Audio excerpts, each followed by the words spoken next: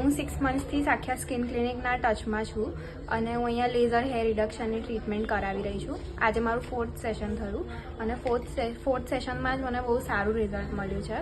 Treatment કરાવું છું અને મને બહુ જ સેટિસ્ફેક્ટરી રિઝલ્ટ છે, તો તમે બી અહીંયા વિઝિટ કરી શકો છો.